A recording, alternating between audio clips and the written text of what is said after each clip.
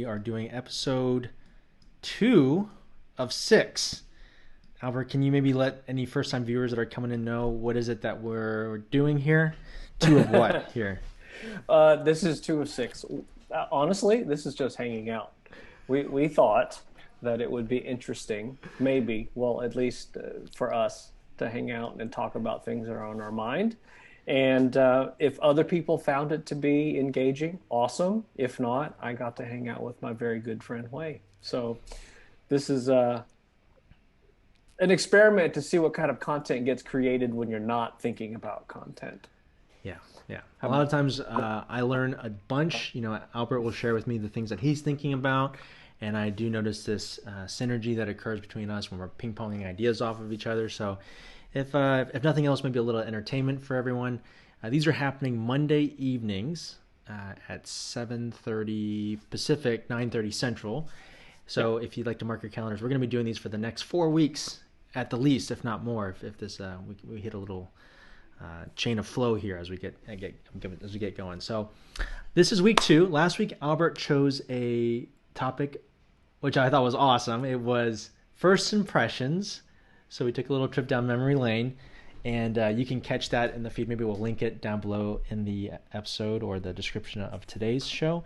And then, because it's week 2, since Albert chose the topic last week, it's my turn to choose the topic this week. So Albert, as a good accountability partner, checked in with me earlier this afternoon. He said, hey, what are we talking about today? And I shot him a list of ideas, and then, as any good collaborative process goes, we bounced back and forth a little bit. And our topic for today is advice that we would give our students as we prepare for the upcoming school year and school semester. So before we jump into that, if you are watching or catching this live or in the replay, drop us a message down in the comments down below. Just say hi, let us know where you're watching from, and let us know if you're enjoying this content. Okay, so Albert, we've got 4 tiers here.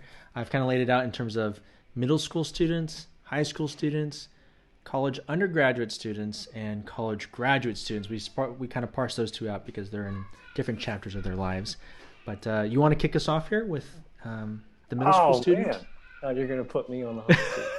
Okay. I just come up with the topic, man. You're the one that's going to provide the value. It's fine. So you want to go categorically? Yeah. Talking about middle school students first, and then going on. Yeah. From there. Yeah. Okay. So I alluded to this a little earlier before we went live, and for me, honestly, I think I'm going to give the same bit of advice to all categories, and it's not a cop out. I promise. It just has a whole lot to do with sort of how I maybe view my life, and perhaps even view the way that I teach. It's just based on a set of core principles. And I think that these core principles just sort of guide you throughout your entire life, regardless of what stage you're in. And what ends up happening is that you apply these principles, and they're always filtered through your stage of life. And you can add more to it. It's a lot like when we're teaching, when you're teaching middle school and you're teaching tone, you get it to sound as beautiful as possible, but because of their experience, there's going to be a level of tone that they're going to have that they can only produce because of their age. And when I say age, what we're really talking about is the amount of time they've spent on the instrument, right? But you never stop talking about tone. You're always talking about it, even now, as professionals, and me as an educator for college. I'm still talking about tone, and it doesn't really stop. So it sort of falls on the line in the line of that. So there are 2 things that I actually want to share. A quote that I discovered while I was looking at Marianne Ploger's book, with me trying to get smarter, and looking for things to use with my graduate students and to grow for myself. Is this interesting time virtual teaching. And then a letter that I discovered written by Vonnegut, which is really, really cool. But let me talk about the first thing, which I believe at all levels, what we have to do is encourage your own imagination. There's a reason for that. And I think that Mr. Keith Hill says it brilliantly. He says, all real learning happens in the imagination. If it isn't in the imagination, it's not learned. For you only actuate in reality what is already in your imagination, not more and not less. Holes in what you do indicate holes in your imagination. To correct the reality, fill the holes in your imagination, and the reality will flow a lot more. I think about that a lot. I think about how come people are so creative? Like, who thinks of these things, right? And how come someone can choose this option that is not so obvious, and it is obviously the right one, and other people tend to choose the more common options? I've been thinking about that for a really long time, primarily because I didn't think, and I don't still think, that I'm a really creative person necessarily. But I think a lot, and I think that helps me come up with more creative answers. And so there's a story here. I remember distinctly being in my office. I'd just gotten the director of band's position at the University of Memphis, and the art professor, whose first name is C, came into the office saying hi, and I was hanging up some photos, and he was commenting on the photos, and I thought, wow, here's an art person looking at my photos, and I'm really nervous about it. Because at that point, I'd really just started in my journey with photography. So we started talking about creativity, and he says, well, I teach a class on creativity. And I stopped and I said, you could teach that?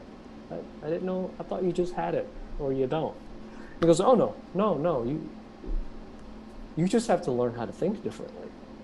And then he sat down and he said, so here's an example. He looked at a box in the floor and he said, how many ways can you bring this box into the room?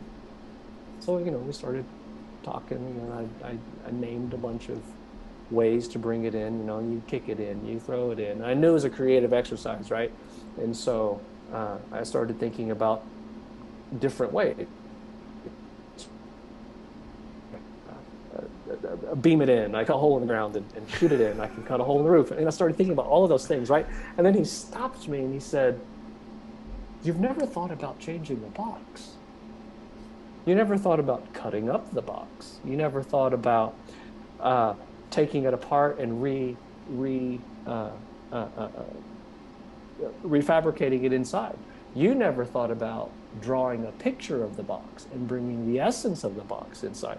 And so I'm like, my mind's blown. Right? And he said, Albert, the only reason I'm able to come up with these ideas is because I practice coming up with as many solutions as possible, and I don't dismiss them until I've made all of the possible choices. And then I just choose the one that seems to fit the best, the most outlandish or not. And so I think the world, because right or wrong is important in school, I think the world taught me to not think of more options. So that's why I think the challenge for any student, regardless of your age, is having an imagination, or being allowed to explore and being okay with being uncomfortable, right? Because, the teacher will sit there and say, so blah, blah, blah, blah, what's 2 + 2? And then if you don't answer fast enough, what does the teacher do? It's 4. Well, you didn't get a chance to answer. You didn't get a chance to think. And then when we're not quickly coming up with answers, or when we may take more time to think about something, I don't know, maybe it's considered a weakness and people think about it that way. Who knows? I have felt as the Asian kid with the Asian curse and afraid of the Asian F. that there's one answer and I have to come up with that answer. And I was never really challenged to use my imagination to come up with several different answers. Um, so that's what I would do. I would ask middle school students and all the way up, come up with more answers. Use your imagination and think, you know, think differently. Um, can I share my other thing that I think is really cool? Yeah, please. So I I gotta say it first, Albert, coming out of the gate, I was like, hey, what would you tell a middle school student? He's like,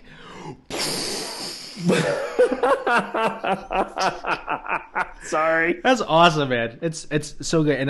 And maybe before we go on to the next topic real quick, I 100% agree with everything that you just said, because I think we are living in the age of the creator, of the creatives. We've reached this point in mankind where we have all these limitless options because we have technology, because we have advancements in humans and science. It's now about like, what is it that we can do with all this stuff? And that is the differentiating factor. On a personal, the work I've been doing for the last couple of years has been taking me overseas, specifically to China quite a bit. And I struck up a conversation once with a software developer that worked at Google. He's from China originally. And we were talking just about the education system in China versus the US. And this was early on in my travels as I was learning about the culture and the education system over there.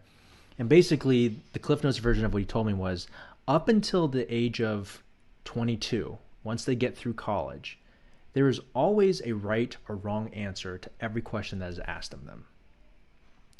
And he said it wasn't until he got to grad school, where he studied in the US, that he had a professor ask him, well, what do you think is the right answer? Or what do you think is a solution to this problem? What is another solution to this problem? He's like, just what is the right or wrong answer? And he's like, no, I want you to come up with a solution that you think could work or may fail, but just come up with an original idea. And while I don't think in the U.S. education system we're that extreme, where it's just either right or wrong, I do think that the current model of education does reward, as you mentioned, speed or accuracy, quantitative analysis of information learned or not learned, and that ability to flex your creativity is something that does happen. I see that a mutual friend of ours, Anne Marie, came in through the room for just a moment. I don't know if Anne Marie's still watching. Hi, Anne Marie, if you still are. But Anne Marie said, poke fun at me, and she says that I always am able to speak things into existence, where I'll think of something and then eventually, 6 months later, I'm like, hey, this thing that I was talking about happened. And that's very true, by the way. It's like a superpower that you have I want some of that. Well, you're doing it, man. We're doing this because you thought of it, actually. Well, okay, fine. But you still had to say, okay, what day? I'll send you the invite. All right. Well, it's definitely two parts, right? That's true. That's the true. Second part, which is like, okay, let's turn the idea into actionable steps. But the key ingredient to all that is you got to dream bigger. It's like, it seems very cliche, but it's just like, okay, think of something. Okay, but 10x that. Just no limitations. What is the idea? And typically, I think for most students that I see, they think of something, or maybe people in general. You think of something, you're like, what if I did this? And it's just human nature to immediately go, oh, well, that won't work because 1, 2, 3, 4, 5, 6. And that is not productive to the idea generation process. The first step is just to vomit as many ideas as you can come up with in that exercise. I read something similar. It's a different exercise, but it's the same idea where you can actually work this idea generation muscle, if you will. And I got it from an author and podcaster named James Altucher, who I haven't listened to in a while, but I was listening to a lot of his stuff for a long time. And he talks about how he has a notepad and he goes around and he just generates ideas. Every day he'll pick something and then he practices just writing down 10 ideas.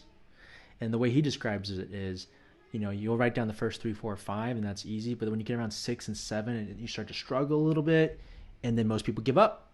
But that's where you have to keep going. You get to 8 and you get to 9, and maybe 8, 9, and 10 are all lame. But the fact that you got to 10, that's the first step. And then if you have 10 ideas, maybe you'll have one good out of 10. Maybe it'll take you 20 ideas to generate before you can get one good one. And the last thing I would add to this was I remember when I was taking like a music industry class back at USC, and one of the professors was talking about how Michael Jackson would write, just write songs, 20, 30, 50, 60, 70, 80 songs. And he'd be like, okay, here's the 20 best ones. Okay, let's throw away the bottom 10, and let's write another 100 songs. And then he would throw out the bottom 5 and then write another 100 songs. It was some sort of filtering process. So by the time you get to the 10 or 12 songs that make it to the album, no wonder you have 12 bangers. It's because you spent all that time coming up with those ideas to even begin with. You need more at-bats if you're going to get one solid hit. Well, absolutely. There's the composer Scott McAllister was talking about that. I heard him talk in a master class about what he makes his students do. And he makes them write every day. It's like every day you get up and you write, even if it's a melody, whatever it is, you write. Composers probably, if you're a real composer, you don't think about it this way. But if being a composer or thinking about composers, it's like mystical. Hollywood has romanticized the composer to where it's like, ooh, when the muse hits them and then they're like locked away. I mean, I'm sure there's amount of that too, but it takes practice. It's a craft, it's a skill, and then in itself, it also takes a lot of skill to recognize what a good idea is. You can spend all day long working on a really bad idea, taking it through all of these compositional techniques, but if you haven't recognized that it's a good idea, it's not going to go anywhere. And I love the fact that what you said about Michael Jackson and what I know about composers who are prolific and who stick to a really great regiment. It's just they're flexing that muscle, and the more you flex it, the quicker you can access this creative source that starts to bubble out. It just becomes deeper. And then when the muses do show up, you've got really sharp tools, and you can do all sorts of things, But the other thing that I discovered that I'm excited to share is a letter from Kurt Vonnegut, 6, Xavier High School in New York. The assignment was to have the teacher had her students, I guess, write letters to authors that they found to be interesting or that they wanted to engage in. And I think they sent something like 80 letters. I'm not completely sure on all of those details. So whoever's watching this will be able to fact check that and let me know where it is. But what's super interesting, though, is the one author that sent anything back was Kurt Vonnegut. And this is a really great letter, which is in line with what we're talking about, and the fact that school is getting ready to start right now, and I don't know. Sometimes I feel like things align. I've been searching for about a week or two for a way a semester because I know it's going to be so different, and I needed to, because we're going to be virtual, and having a virtual ensemble is not possible, and so I'm trying to find ways to prove that it's going to be different without going into the old habits of the conductor and the student, and so I've been looking for ways to do that. Anyway, so I stumbled on this letter, and I want to just kind of, it's not that long, so let me just briefly read it here. It was written November 5th, 2006, and it says, "Dear Xavier High School and Miss Lockwood and Messrs. Perrin, McFeely, Batten, Murrier," let's see, and then it goes on. "I thank you for your friend You sure are a really old geezer. He's 84 at the time in his sunset years. I don't make public appearances anymore because I now resemble nothing so much as an iguana. What I had to say to you, moreover, would not take long to wit. Practice any art, singing, dancing, acting, drawing, painting, sculpting, poetry, fiction, essays, reportage, no matter how well or badly, not to get money and fame, but to experience becoming, to find out what's inside of you, to make your soul grow. Seriously, I mean, starting right now. Do art and do it for the rest of your lives. Draw a funny picture of Miss Lockwood and give it to her. Dance home after school and sing in the shower and on and on. Make faces in your mashed potatoes. Pretend you're Count Dracula. Here's an assignment for tonight. And I hope Miss Lockwood will flunk you if you don't do it. Write a 6-line poem about anything but rhymed. No fair tennis without a net. Make it as good as you possibly can. Don't tell anybody what you're doing. Don't show it or recite it to anybody, not even your girlfriend or parents or whatsoever, or Miss Lockwood, okay? Tear it up into teeny weeny pieces and discard them into widely separated trash receptacles. You will find that you have already been gloriously rewarded for your poem. You have experienced becoming. Learn a lot more than what's inside of you, and you made your soul grow. God bless you all, Kurt Vonnegut. Whoa. Yeah, tiny little pieces. That was awesome, man. I was not expecting that. But yeah, I didn't prepare myself for that. no, I wasn't either. But isn't that cool? So I mean, that's my advice. You know, and it's a fundamental thing. It's a human thing. That's what we do, and in the end, that's what we leave behind. You know, or we leave other things behind too. But like for me, that's what I want to leave behind. Yeah. So, yeah, we got heavy really fast. That was awesome. This episode has turned out way better than 5 tips to start the semester for 2020. It does. but for anyone that's catching this afterwards, this is what happens when Albert and I hang out. I'm always like, I know. Why didn't we record that? We could have shared that with so many other people. Well, and so this is how it started. That's awesome. Well, okay. I do need to read some of the comments that are coming in. You would say something was mine, and my first thought was, why didn't we record that? Yeah. Well, we're doing it now. So for everyone who's tuning in, thank you so much for watching. We do have a few comments coming in over here, Albert. So Jill says, hi, thanks for watching, Jill. Hello, Jill. Ganatra's coming in on YouTube, watching from Boston.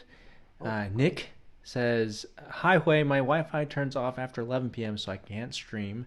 But I'll watch it later, though. Hi, hope you guys have a nice TED Talk. Nicholas Dillion coming in from Alberta. Saying hi to Albert and coming in from Dublin, Ohio. And then on some of the points that we made, Ganatra's chiming in here says, totally agree. As you continue investing in your perspective, the more possibilities you start being able to see. Sometimes you have to intentionally think of ways something could go right, because otherwise the natural tendencies that you come up with may be a lot of possibilities, but for most, usually all but one of those possibilities to be in the category of a way things could go wrong. And then Ganatra says, great stuff, glad it's on camera. Me too, man. This happened to me last week, Albert. You know, like we're both get like him in here. Yeah. We're both always like, you know, you were just telling me right before we started the craziness that's just unfolding as you're preparing for the semester. But after we recorded last week, I did just pop in for our stream to see, like, okay, did the audio and stuff come in okay? And there were like some delay things that we're trying to work out technology-wise over here. But, man, it's fun to just kind of capture this moment. And I think we said this in the first episode. It's like we're watching it now, but I can't wait to watch this in like 3 years from now, or 5 years from now, or 10 years from now, and see what has changed for us. And it's the same piece of content, but it'll be different for us because of the context that we're in at that time while we're watching it. So, Yeah, that's going to be exciting. It's a little time capsule. yeah. Let me ask you a question about that letter. The part where he says then to tear it up and then discard it and not show it to anyone. Do you interpret that as, creating without the pressure of having to showcase it or be judged on it afterwards, or is it creating for the sole purpose of creating for yourself to become multiple levels? How do you interpret that piece of the instruction? Oh, um, that piece of instruction is actually the hardest for me to handle right now, Mm-hmm. to be honest. Yep. Um, and because of it, it makes me want to do it. Uh, Experience it. yeah, well, I mean, we live in this world where if I'm doing something, I'm going to post about it. If I have a concert coming up, I'm going to post about it. I mean, I'm a musician, and so we do this thing, and we Yeah. do this thing to send it out, Yep. and we send it out for a number of different reasons, but all primarily it's to make someone else feel something, right? And so to spend, as he says, so much time on only 6 lines of poetry and like pour yourself into it, and then to just throw it away. It's sort of it's hard for me to handle right now. I'll be really honest with you. I understand it.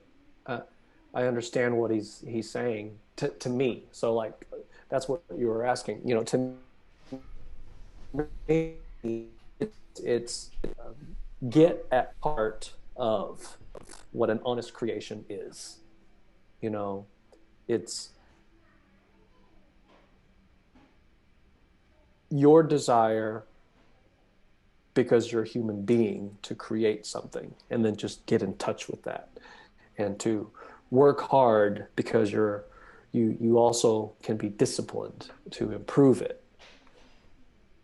But it's not actually to improve the art, it was to improve you. you know that's, I guess, the reason that it hits me so strongly is because self-improvement is hard, regardless of, if you're watching TED Talks all day long, or uh, writing poems, or going to a therapist.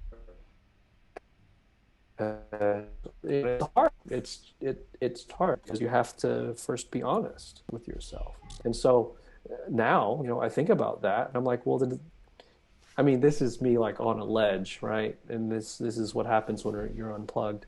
But to be honest, it almost makes me feel like sometimes, let's just be real, maybe sometimes my art and my artistry or my music making isn't honest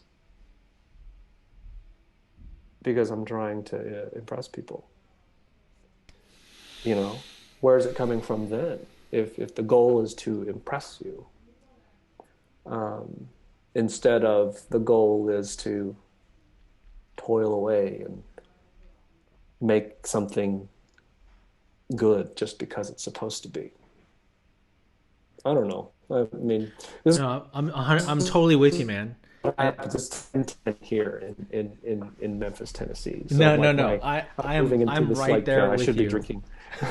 I I'm right there with you. I'm following every piece here because I think you're totally right. For most, if not all people, there is a fraction of ego of varying degrees, of pressures of that people are watching. You've got that spotlight effect, you know.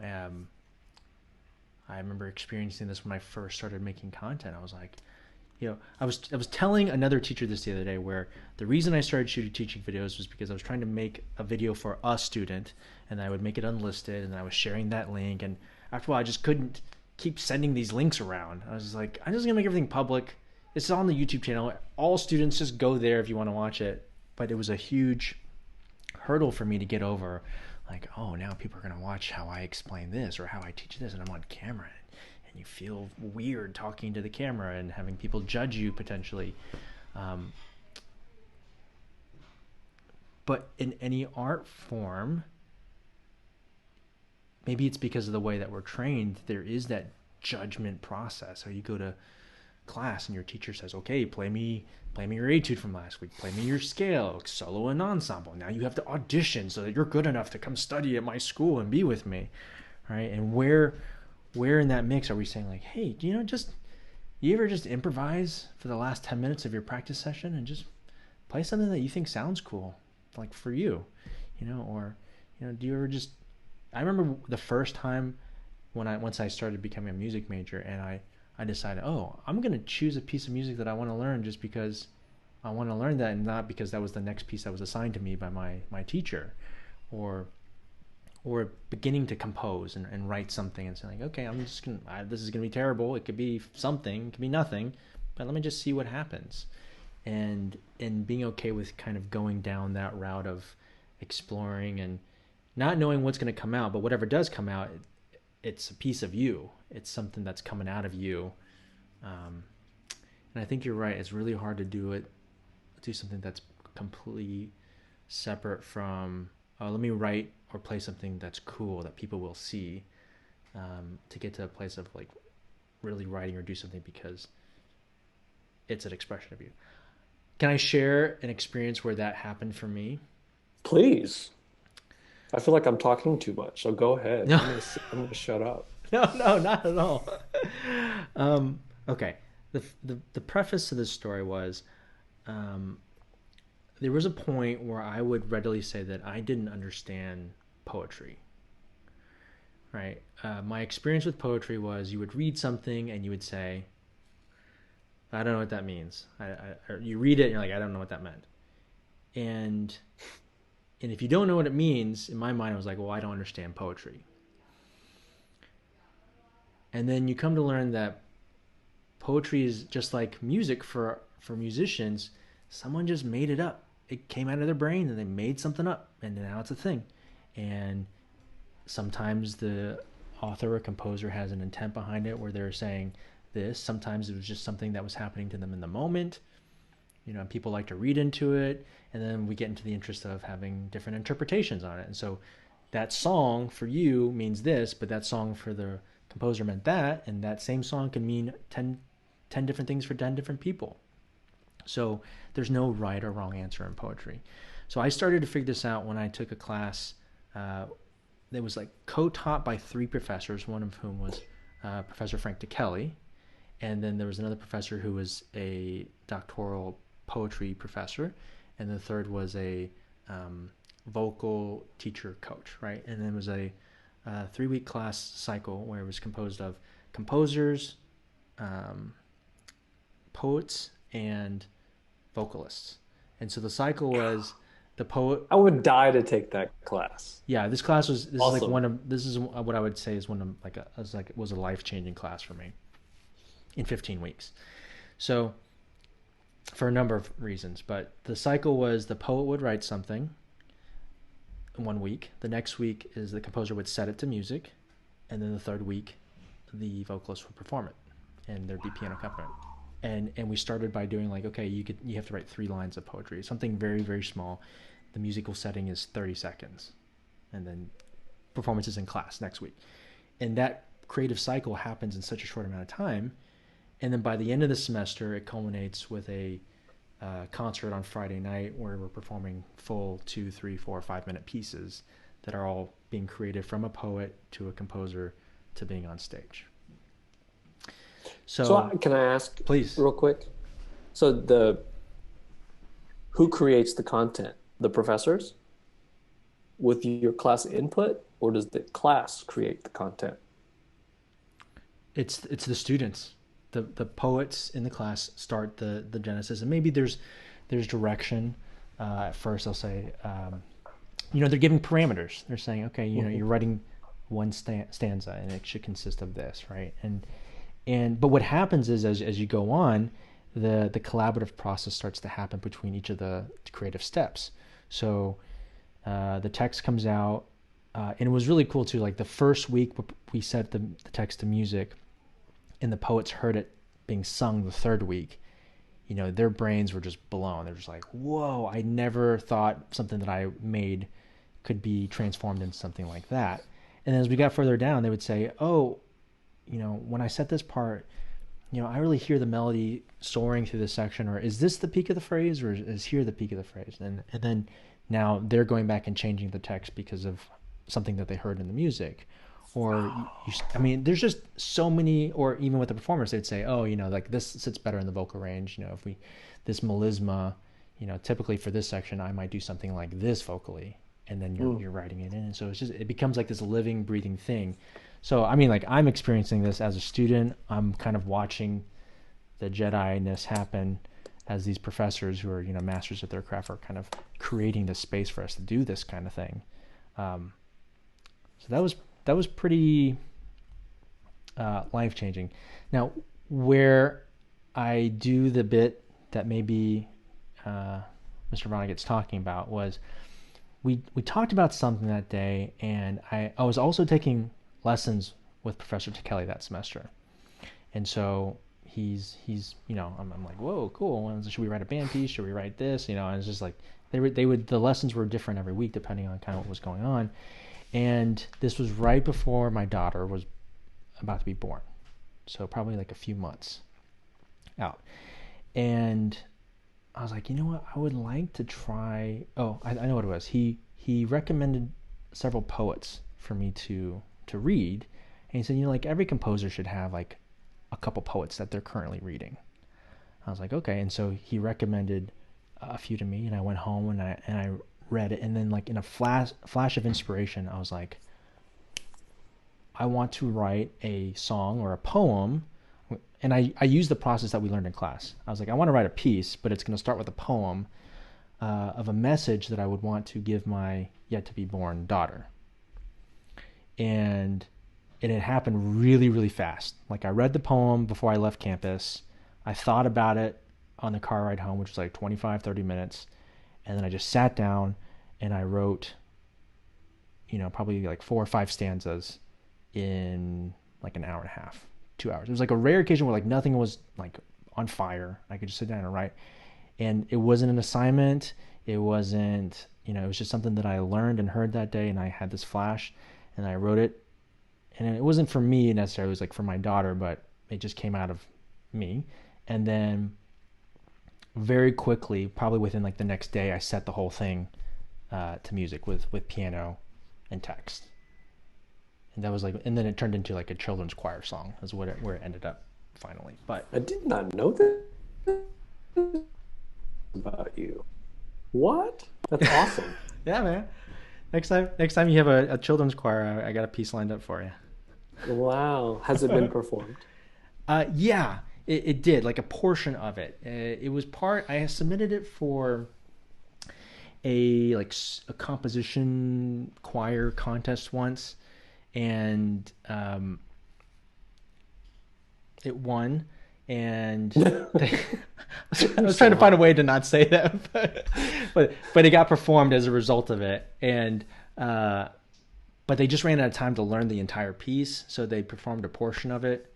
And man, I would love to get like a nice children's choir recording of it someday.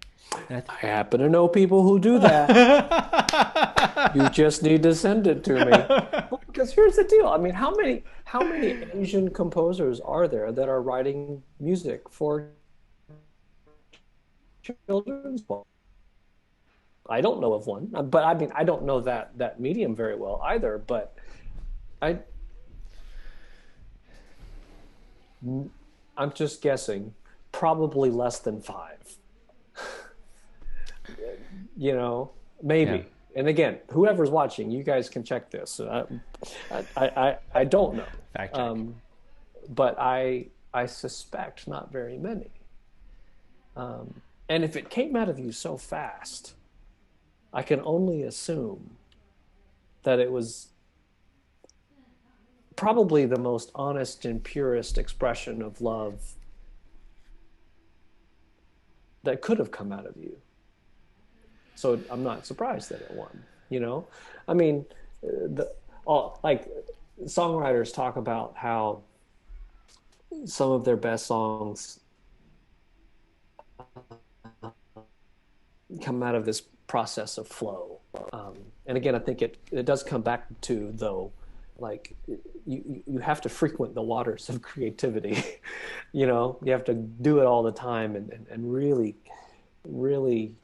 practice that, so that when this flow happens, you recognize it for what it is, and then you just go for it. Like one of my favorite songs is Eric Clapton's "Wonderful Tonight," which I believe legend has it. He wrote it on a napkin right after a date,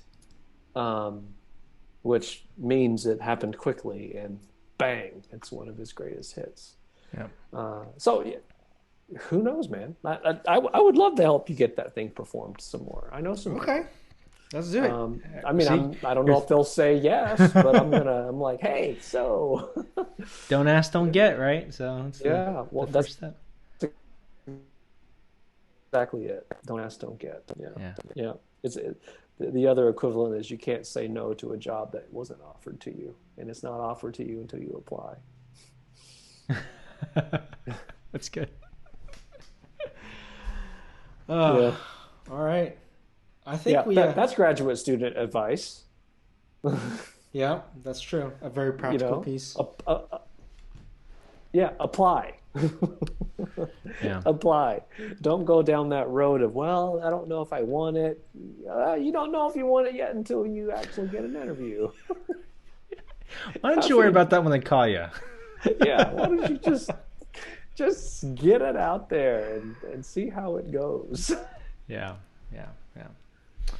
Man, I think we have clearly gone over the original 30-minute mark that we had set for ourselves. Maybe we just need to reset the parameters for 45 minutes or even 60 minutes. I think this is I feel like this is like a 45-minute program. It's only our second go at it. I don't know. We could ask the people who are watching who've stuck it out. Yeah. Yes. All right. Well, we should say, as we kind of direct this to a close, to everyone that has been watching so far, we've got 6 people in the room. You didn't give any advice, though, Huei. I kind of did. I feel like I just piggybacked on things that you said. Man, how am I supposed to top that brain bomb you just dumped on us right out of the gate? I don't think anyone needs any more value after that. Come on, if you took nothing else away than the first 15 minutes of the stream, then you're good to go. Tear little pieces of your poem and put it in trash receptacles everywhere. Yeah. You know what's cool is if you Google that poem, which I did, there's some photos on Google Images, and I hope it's the real letter framed. I've seen people post pictures of a letter that has these words in it framed. Of course, I don't know if it's the actual letter, but it leads me to believe that it could be Handwritten. I think it was typed, signed, and then a drawing at the bottom for a signature. Yeah. Wow. So, as any good show, there's usually a call to action at the end. So, maybe our call to action could be go out and create something today. Yeah. If not today because it's late where you are, then this week. And don't think about creating it. It's like you get the idea and then just do it. If you say like, oh, I'll do it after it, it's not going to happen. If you don't do it right now, it's not going to happen. Yeah. So, and don't judge it. Mm-hmm. Because it's always going to be a draft. Just let it go and see the idea through. And if you get stuck, jump to another spot and just keep moving forward. If you're writing a song and you can't get to the verse, okay, find the chorus, find the hook, figure that part out. Maybe that'll inform another part.